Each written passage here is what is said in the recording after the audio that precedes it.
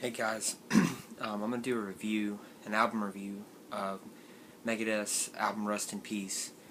Um, this album, in, thrash circles and pretty much speed metal circles, is considered really coveted. Pretty much, most people say this is the best thrash album ever. And of course that's just opinion, and it is a very high selling record, but that doesn't make it number one. It's ranked right up there with albums like Master of Puppets and, of course, And Justice for All from Metallica.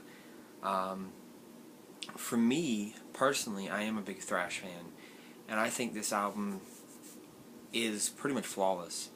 Uh, Great guitar tone, perfect riffs and solos all the way through. The drum tone is amazing. It's a weird drum tone, which I'll get to in a second, but nonetheless, it's really good. Great bass work, again, great bass tone. Even the vocals, I'm not a huge Dave Mustaine vocal fan. I like his vocals because they're different. They can be really annoying, but this album, I think they fit. This album starts off with Holy Wars, The Punishment Due, which is a song that takes a ton of twists and turns. It starts off with one of those long intros, like Metallica do a lot of, and then it goes into just utter mayhem, and it takes so many twists and turns. At one point it slows down to just like a heavy kind of grind, jumps back up into high speed madness, and eventually it reaches a point to where Dave Mustaine takes this really just badass solo. And there's even a little part where they throw in some guitar part that's supposed to sound like an acoustic, and it's just flawless. To me, that's one of the standout tracks. Of course, Hangar 18 is another one from this album, which a lot of you guys probably know now from the Guitar Hero games. But those of you who knew it before that know it was a great track, and then when the people who heard it on there, were drawn to it really well.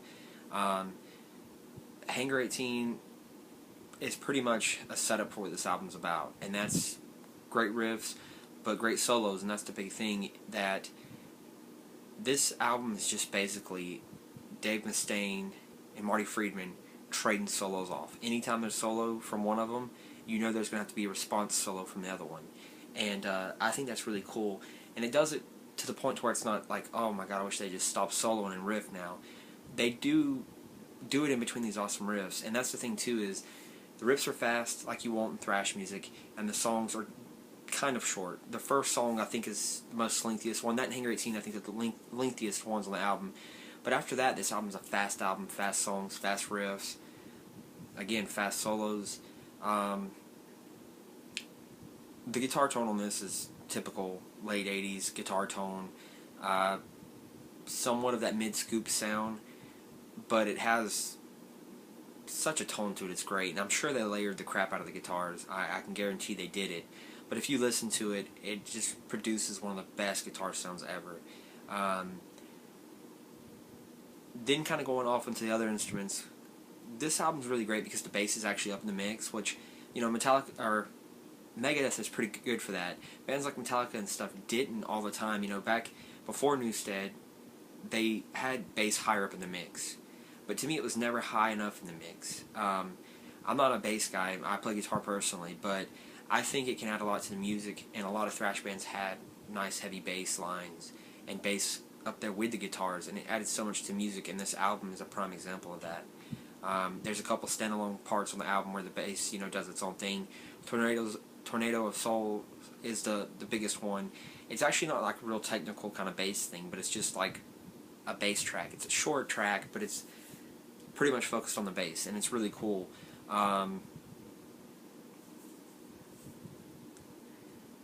Other than that, the biggest thing about this album that a lot of people listen to is, of course, most people don't like Dave Mustaine's vocals.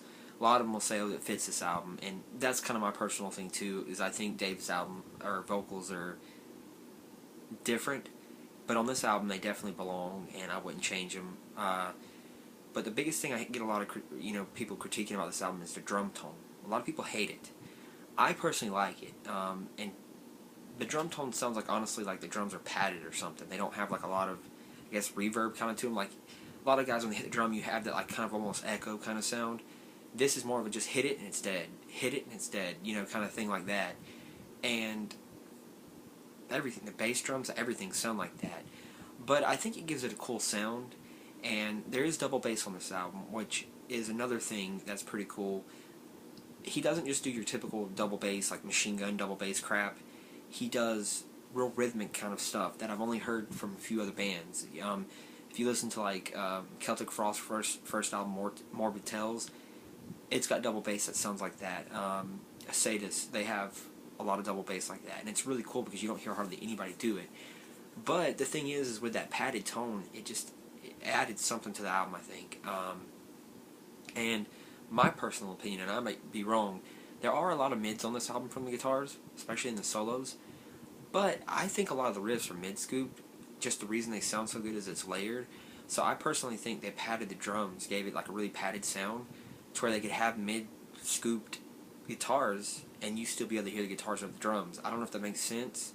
That's just my personal opinion. That's the only reason I could figure out for this drum tone, because the next two albums have the same drum tone, and are also the same band lineup, which this was, to a lot of people, the most coveted Megadeth lineup ever, which went from Rust in Peace to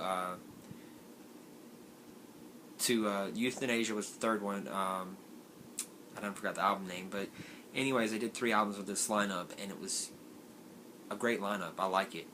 Most people do. It was Dave Mustaine, Marty Friedman on the other guitar, and then you had David Ellefson, who plays bass, who's on and off for Megadeth forever until now. You know, they're settled again.